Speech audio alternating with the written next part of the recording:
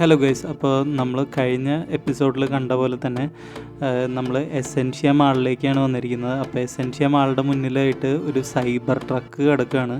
അപ്പോൾ ഞങ്ങൾക്ക് ഭയങ്കര ഒരു കൗതുകമായിരുന്നു. നമ്മൾ ഇതുവരെ കണ്ടിട്ടില്ലല്ലോ ഇത്തരത്തിലുള്ളൊരു സൈബർ ട്രക്കും കാര്യങ്ങളും നമ്മളുടെ നാട്ടിൽ. അപ്പോൾ ഞങ്ങളിങ്ങനെ നോക്കി നിൽക്കുമായിരുന്നു. അത് കഴിഞ്ഞ് കുറച്ച് കഴിഞ്ഞപ്പോൾ കസാക്കിസ്ഥാനിലും കുറേ ആൾക്കാരൊക്കെ വന്ന് നോക്കി ഫോട്ടോയും കാര്യങ്ങളൊക്കെ എടുക്കുന്നുണ്ടായിരുന്നു. ഇത് ഒരു യുണീക്കായിട്ടുള്ളൊരു സംഭവമായതുകൊണ്ട് ബീഫ് പിസ്സ.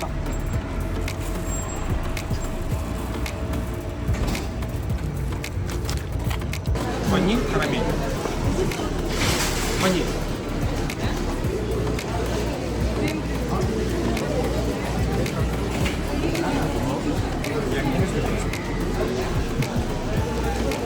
Hazelnut.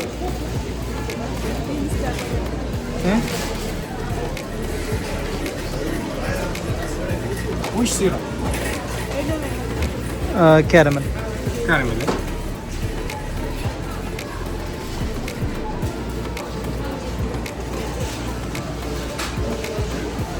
Корица?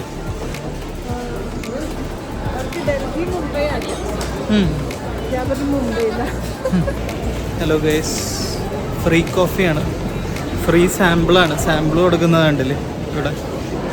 നെസ്കോഫെ പോലെ ഒരു വലിയൊരു ബ്രാൻഡാണ് ഇവിടുത്തെ ജേക്കബ്സ് കോഫി. അപ്പോൾ രണ്ടുപേർക്കും സാമ്പിൾ കിട്ടി. അതുകൊണ്ട് ഇന്ന് ചായ മേടിക്കണ്ട, ചായ മേടിക്കാൻ തന്നെ ഒരു 200-300 ടെങ്കെങ്കിലും ആവും. അത്യാവശ്യം കുറച്ച് നേരമൊക്കെ മാളിൽ കാര്യങ്ങളൊക്കെ കറങ്ങി നടന്ന് അവിടുത്തെ ഫ്രീ കോഫിയും ഫുഡും വേറെ ഫുഡും കാര്യങ്ങളൊക്കെ വാങ്ങിച്ചിട്ടുണ്ടായിരുന്നു. അത് ഇതിൽ കാണിച്ചിട്ടില്ല. അപ്പോൾ അതൊക്കെ കഴിച്ച് കഴിഞ്ഞപ്പോൾ ഞങ്ങൾ ഇനി എന്താണ് ഈ കസാക്കിസ്ഥാനിൽ കാണാനുള്ളത് എന്ന് തേടി ഇങ്ങനെ നടക്കുമ്പോഴാണ് വൈഫ് പറഞ്ഞത്, ഇനി കോബ്സ്റ്റോബ് എന്ന് പറഞ്ഞിട്ടുള്ളൊരു ചെറിയൊരു മലമുകളിലെ ഒരു ഫാൻറ്റസി പാർക്ക് ഉണ്ട്, അപ്പോൾ അതിലേക്ക് പോകാമെന്ന് പറഞ്ഞു. അപ്പോൾ നേരത്തെ ഞങ്ങൾ ഷിംബുലാക്കിൽ ഹില്ല് പീക്കും കാര്യങ്ങളൊക്കെ കണ്ടതുകൊണ്ട് എനിക്ക് വലിയ താല്പര്യം ഉണ്ടായിരുന്നില്ല. എന്നാലും പറഞ്ഞു ഓക്കെ എന്നാൽ പോയി നോക്കാം, ഇൻ കേസ് വലിയ കാശൊന്നും ഇല്ലെങ്കിൽ നമുക്ക് കയറാം, അല്ലെങ്കിൽ നമുക്ക് തിരിച്ചു വരാമെന്നുള്ള ഇതിൽ ഞങ്ങൾ അങ്ങോട്ട് നടന്നുകൊണ്ടിരിക്കുകയാണ്. അപ്പോൾ ഏകദേശം നമ്മളുടെ കോബ്സ്റ്റോബൊക്കെ എത്താറായി കഴിഞ്ഞപ്പോൾ അവിടെ ഒരു അടുത്ത് തന്നെ ഹോട്ടലുണ്ട്, നോ ഹോട്ടൽ എന്ന് പറഞ്ഞിട്ട്. നമ്മളുടെ നാട്ടിലും ഒരു 5 സ്റ്റാർ ഹോട്ടലാണിത്. അപ്പോൾ അതിൻ്റെ മുന്നിൽ കൂടെ നടന്നുകൊണ്ടിരിക്കുമ്പോഴാണ് ഒരു സൈഡിലായിട്ട് നമ്മൾ ഭയങ്കരമായിട്ടുള്ള ഒരു ന്യൂ ഇയർ ഫെസ്റ്റും കാര്യങ്ങളൊക്കെ നടക്കുന്നത് കണ്ടത്. അപ്പോൾ എന്തായാലും കോബ്സ്റ്റോബിൽ പോയില്ലെങ്കിലും അവിടെ പോയി ന്യൂ ഇയറൊക്കെ ആഘോഷിക്കണം എന്ന് ഉറപ്പിച്ചുകൊണ്ട് ഞങ്ങൾ നടക്കുകയാണ്.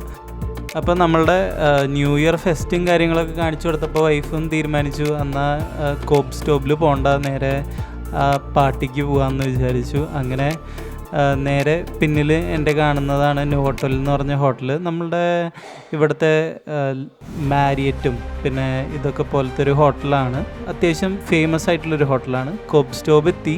അപ്പോൾ കോബ്സ്റ്റോബിൻ്റെ മുന്നിൽ വേറൊരു യൂട്യൂബർ ഇങ്ങനെ നിന്ന് വീഡിയോയും കാര്യങ്ങളൊക്കെ എടുക്കുന്നുണ്ടായിരുന്നു.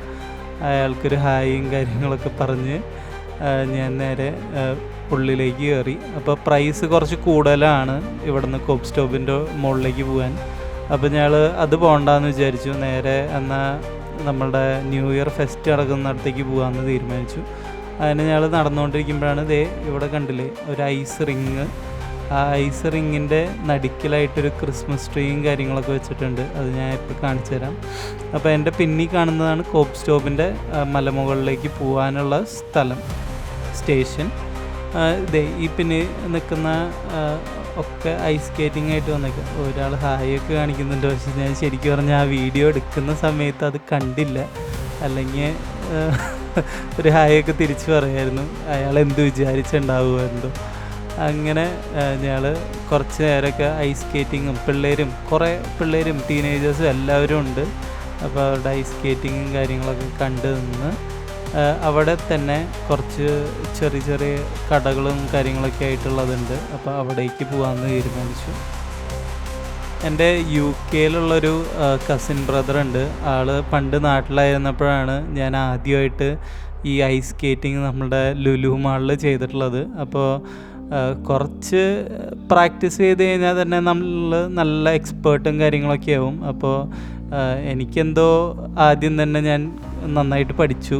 അത് കഴിഞ്ഞ് കസിനുമായിട്ട് ഒരു പ്രാവശ്യം ഇങ്ങനെ സ്കേറ്റ് ചെയ്ത് കഴിഞ്ഞപ്പോൾ ആൾ വീഴാൻ പോയപ്പോൾ എന്നെ കയറി പിടിച്ചു. അങ്ങനെ ഞാൻ മൂക്കും കുത്തി വീണേ പിന്നെ ഞാൻ ഐസ് സ്കേറ്റിംഗ് എന്നുള്ള പരിപാടി നിർത്തി.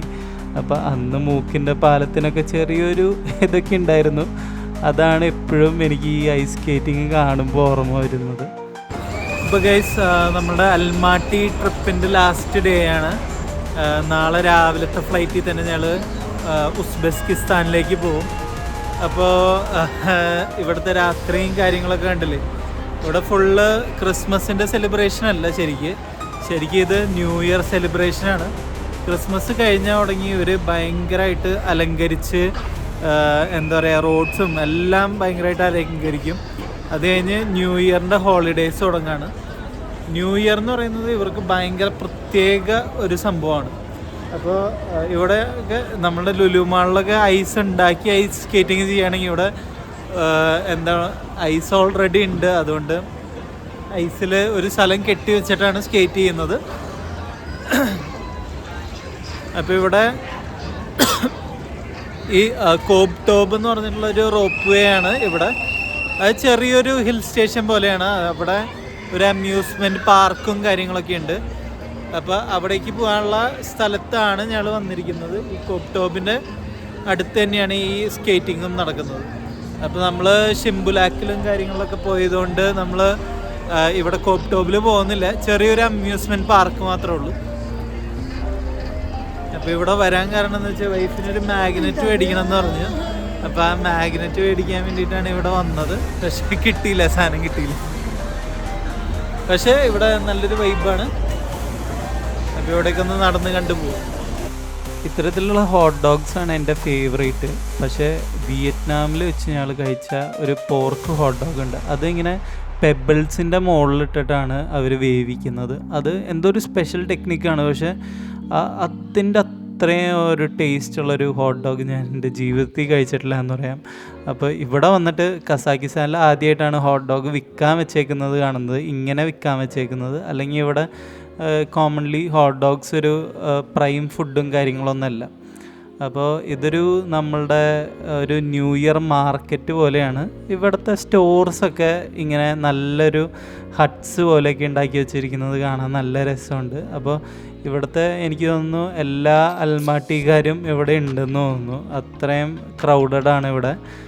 ഞങ്ങളാണെങ്കിലും സാധനങ്ങളൊക്കെ മേടിക്കാൻ പോകുമ്പോൾ ഞങ്ങൾ കുറച്ച് തിരക്ക് കുറഞ്ഞ കടയിലേക്കാണ് പോകുന്നത്. കാരണം ഭാഷ അറിയാത്തതുകൊണ്ട് തന്നെ നമുക്ക് ട്രാൻസ്ലേറ്ററൊക്കെ വെച്ച് സംസാരിക്കണമല്ലോ. അവരുടെ ആണെങ്കിൽ സമയം പോവും. അപ്പോൾ ഞങ്ങൾ ഒരു തിരക്ക് കുറഞ്ഞ കട തപ്പി പിടിച്ചുകൊണ്ടിരിക്കുകയാണ്.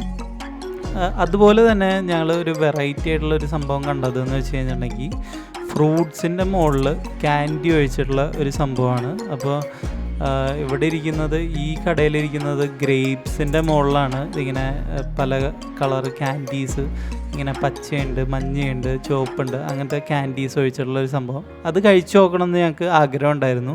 പക്ഷേ വേറൊരാൾ കഴിക്കുന്നത് കണ്ടപ്പോൾ ഞാൻ ചോദിച്ചു അവരുടെ അടുത്ത് എങ്ങനെയുണ്ടെന്ന് ചോദിച്ചപ്പോൾ അത്രയും വേർത്തിട്ടല്ല എന്നാണ് പറഞ്ഞത്. അപ്പോൾ ഞങ്ങളത് ഒഴിവാക്കി. അങ്ങനെ റൂമിൽ പോയി പാക്ക് ചെയ്ത് കിടന്നുറങ്ങി. രാവിലെ എഴുന്നേറ്റ് ഞങ്ങൾ പോവുകയാണ്. അപ്പോഴാണ് ഈ മനോഹരമായിട്ടുള്ള വ്യൂ. ഒരു സൈഡിൽ ഹിമാലയം പോലെയും അതിൻ്റെ അടുത്ത് റൺവേയും ഫ്ലൈറ്റിൻ്റെ റൺവേയും കാര്യങ്ങളൊക്കെ ആയിട്ട് ഇത്തരത്തിലൊരു മനോഹരമായിട്ടുള്ള എയർപോർട്ട് വേറെ എവിടെയെങ്കിലും ഉണ്ടോ എന്നുള്ളതാണ് നമ്മളുടെ ഉള്ളിൽ തോന്നുക. അത്രയും മനോഹരമാണ്. ഒരു സൈഡ് മൊത്തം ഇങ്ങനെ ഹിമാലയം. അങ്ങനെ ഞങ്ങൾ ബസ്സിൽ നമ്മളുടെ ഫ്ലൈറ്റിൻ്റെ അടുത്തോട്ട് പോയിക്കൊണ്ടിരിക്കുകയാണ്. ഇനി നമ്മളുടെ നെക്സ്റ്റ് ഡെസ്റ്റിനേഷൻ എന്ന് പറയുന്നത് ഉസ്ബെക്കിസ്ഥാൻ എന്ന് പറഞ്ഞ രാജ്യമാണ്. ഏകദേശം ഇതുപോലെയൊക്കെ തന്നെയാണെങ്കിലും ഇത്രയും തണുപ്പും കാര്യങ്ങളും ഇല്ല.